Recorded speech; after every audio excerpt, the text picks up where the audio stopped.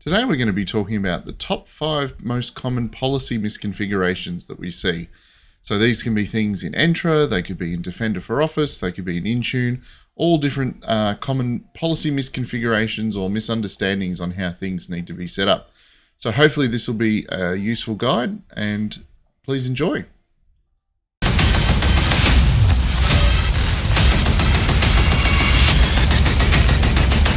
So what's going to be our first policy that we're going to look at? Well, we're going to dive into Entra and have a look at Geo Blocking.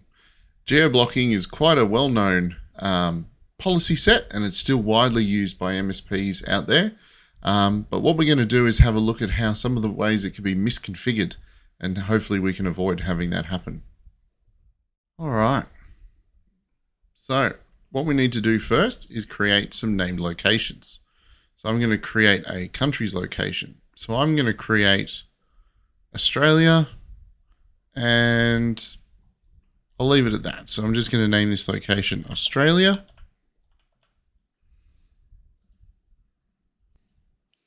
So now that we've created this location, we can go in and create our policy. So I'm going to create a new policy and I'm going to call it MFA geo-based. This is what we're going to start with. So we're going to call geo-based. I'm going to go users. I'll have this apply to all users. Target resources. I'm going to go all resources. Network. I'm going to configure. Yes. Any selected network or location. So I'm going to select Australia. And I'm going to select my conditions can stay as is. And I'm going to require MFA from anyone from Australia. So I'm going to say require all of the selected controls. I'm happy to turn this on. I understand that I'll be impacted. So I've now created a policy to allow Australia. So now that we've created our geo-based policy for MFA, let's actually test it. So if we go what if, we can go select users, cloud apps, which is fine. I am going to select a country. So I'm going to say, let's say we've logged in for Australia. So I need to enter an Australian IP address. And I'm going to pop in an Australian IP address. So device platform, I've got to pick that anyway. So we'll go Windows. We'll go modern authentication. That's all fine. Let's, I think I actually have to select one. So let's go with Office 365. Let's select Office 365 Exchange Online. We select that. And now we go, what if?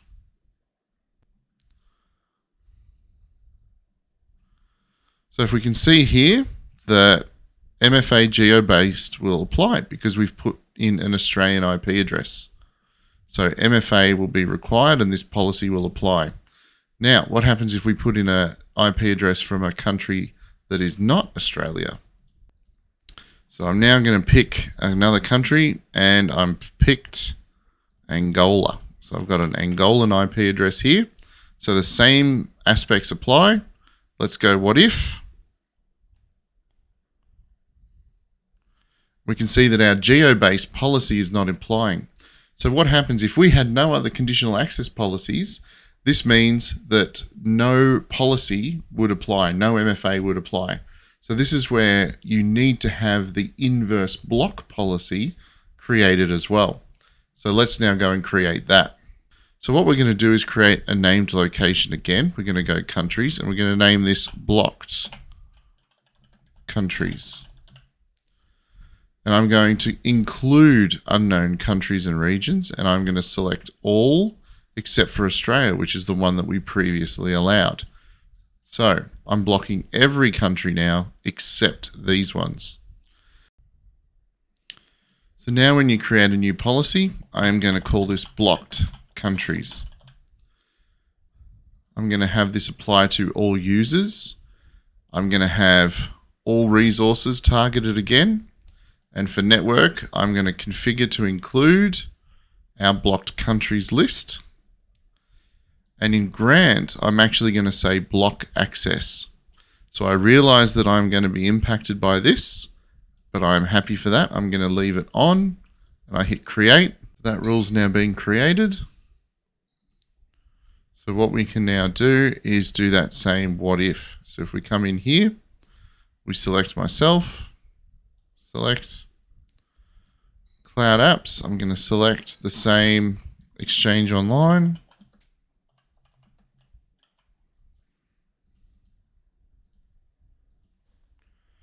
Device platform will be Windows, modern authentication.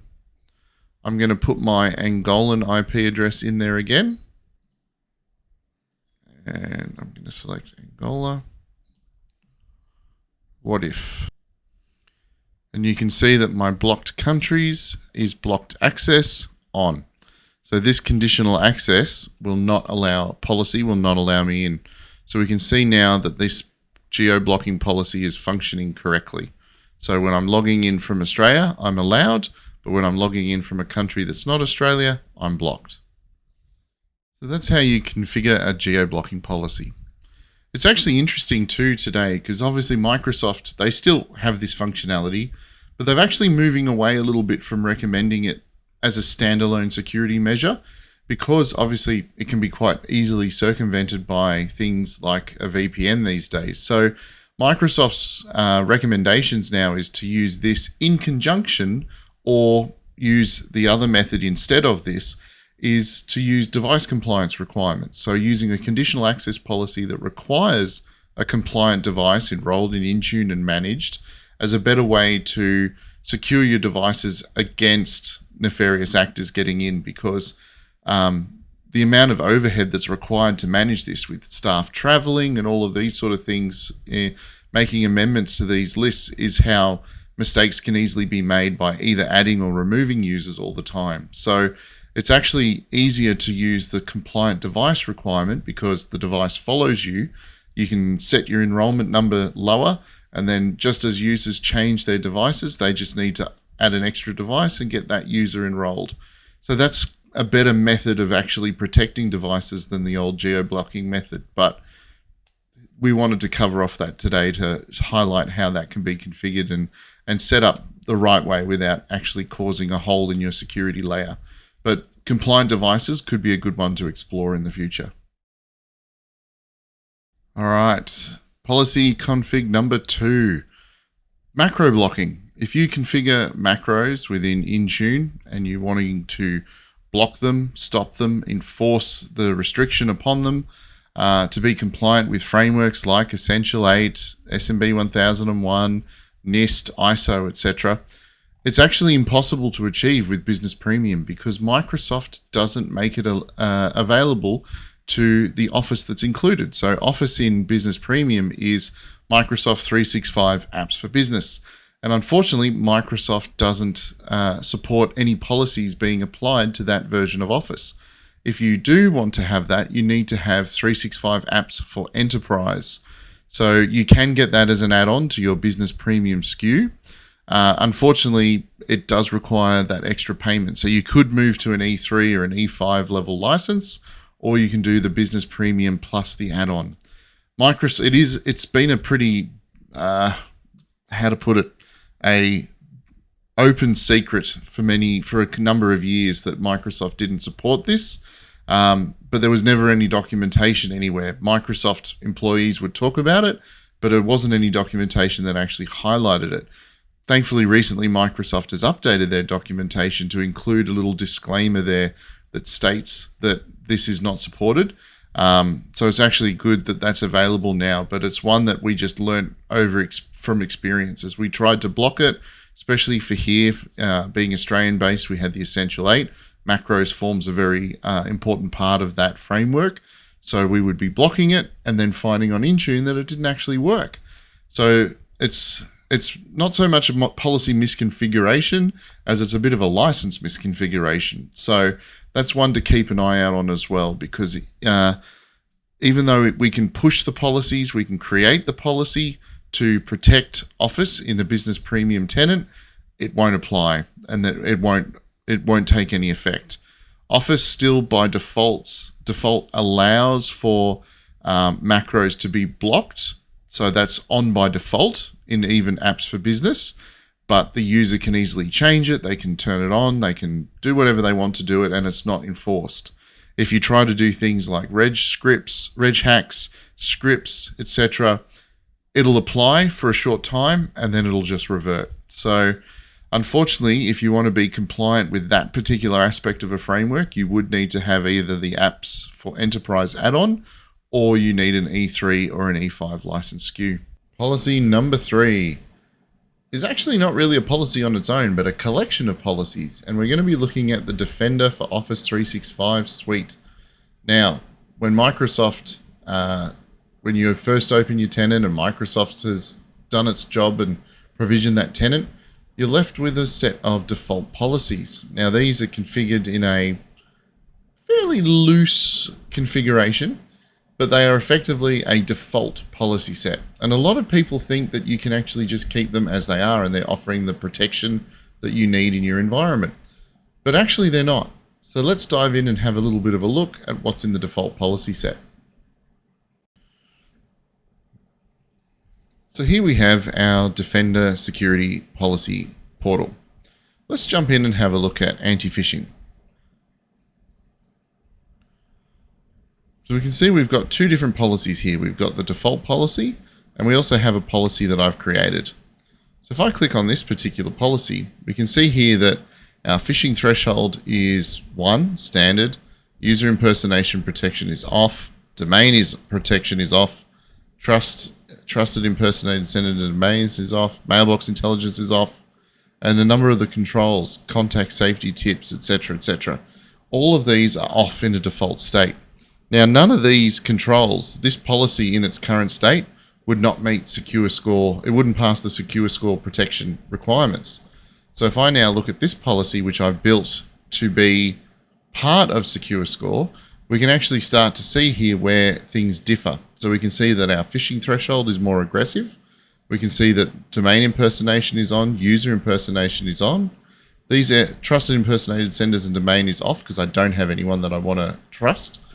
Mailbox intelligence is on, spoofing's on, etc.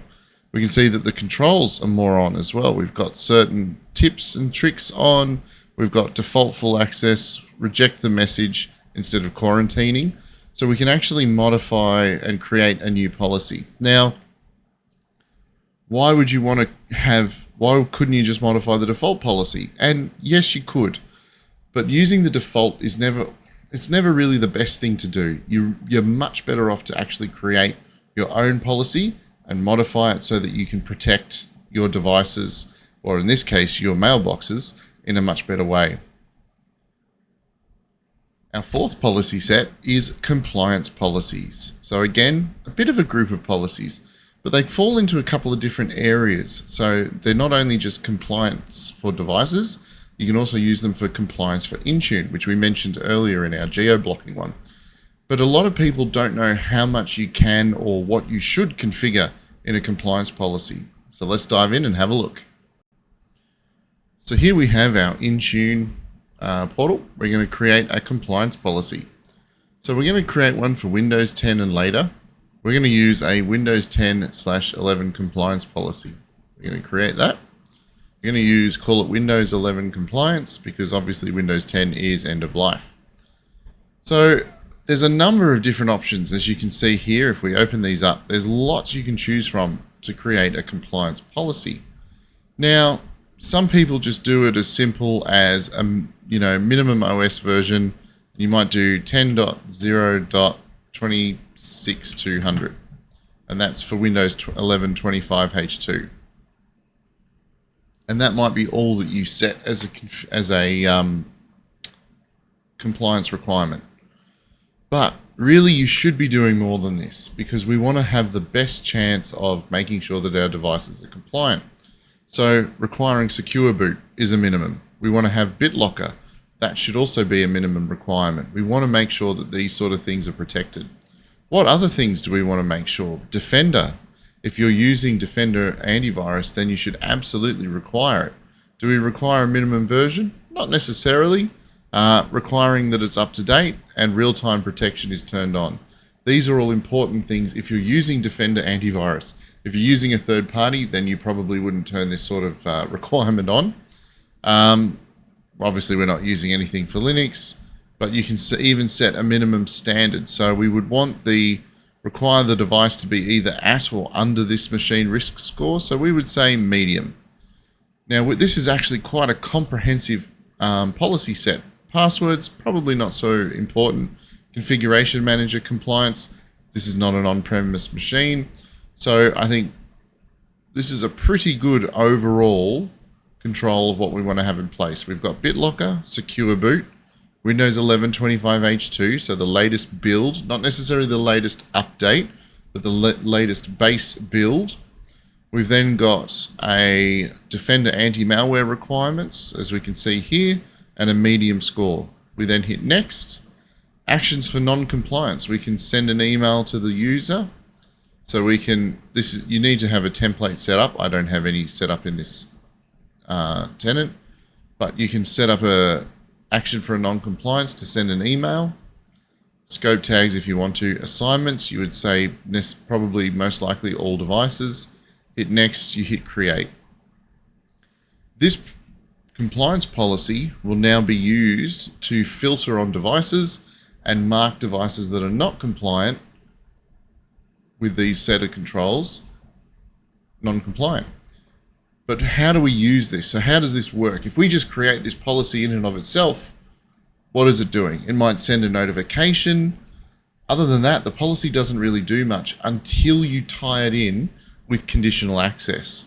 So if we go into here, devices, and we go to conditional access, this is where we can create a new policy. So I'm going to call this device compliance.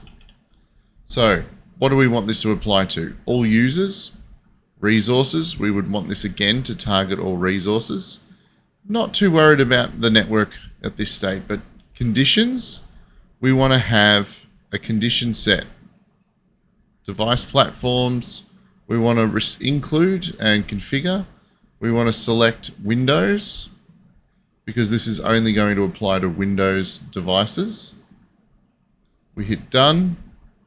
Access controls, we're going to say require MFA, but we're also going to require the device to be marked as compliant.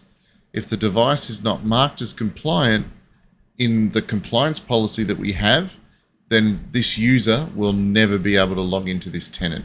So this requires the device that the user has to be enrolled in Intune. There is a grace period if it's just a brand new enrollment, but it requires that device to be enrolled into Intune and compliant for them to be able to access resources.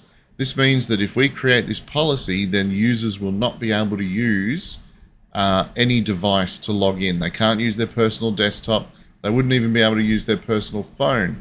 So we can set up this for Windows. We can set up a separate one for iOS and iPadOS and Android using MAM policies. We can require all of these specific items to be able to allow them to log in. So we can just hit select. Make sure down here that you've got require all the selected controls selected, not just requiring one. Otherwise, one, it'll either go yes, this one, or this one. So you want all to form that policy. You can select on, because I don't have a device in this tenant at the moment. I'm going to exclude myself. But you can create this policy. And now that's how we can get conditional access working with the device compliance policy that we've created. So now Windows 11 compliance is more than just making sure that devices have a green tick or a red cross. It's now making sure that they are compliant and then authenticating the user into the organization. This is how compliance policies are meant to be used. This is their recommendation by Microsoft. So it's a good security measure to have in place. So that's how you configure compliance policies in conjunction with conditional access. Our last but not least policy set that we're going to be looking at is, well, not actually a policy. It's more of a setting. We're going to be looking at SharePoint and OneDrive sharing settings. Now, that's an interesting one, you might think, because basically there's a few different options there, but Microsoft by default has it quite unsecured in the way that it defaults. So normally it will default to the most unsecured state, which is not ideal.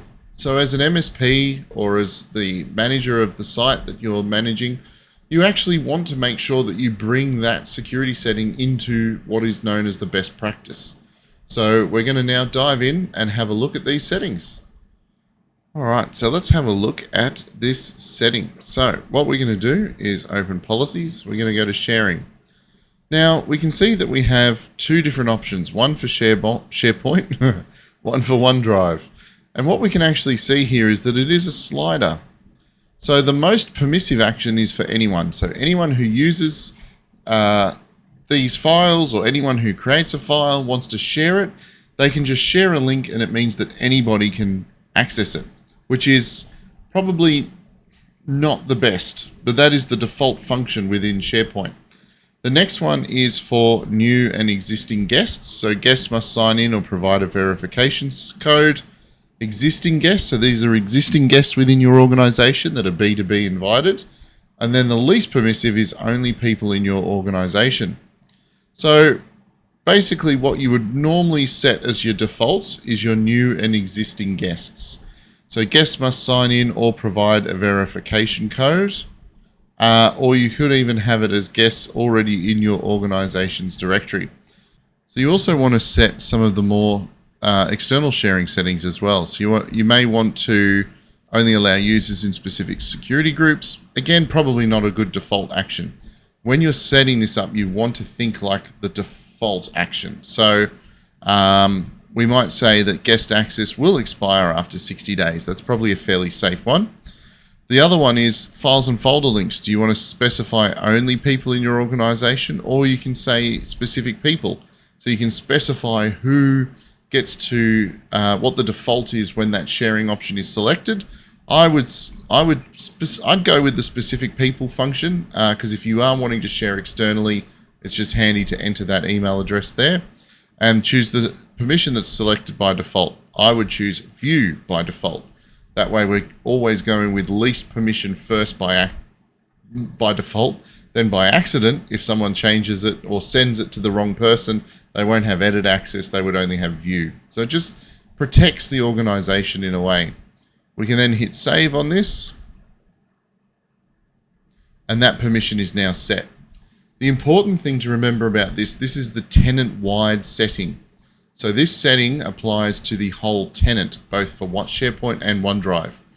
But for each individual site, if you have certain sites that require more confidential or stricter controls, you can set the sharing level on each individual site as well. But you can never set it higher than what the default sharing level is for the tenant. The site always has to be that level or lower. And so great to make it that more secure set when you're dealing with documentation or, PII information. If you're using Purview with classifications, then having those sharing settings set a bit stricter is always a good idea. Well, that's our top 5 most common policy misconfigurations. If you have any questions on anything you've seen, please feel free to reach out through the Enforcer platform or through your account manager. We would be more than happy to answer any questions that you guys might have. Thank you very much for watching, and I hope this has been helpful.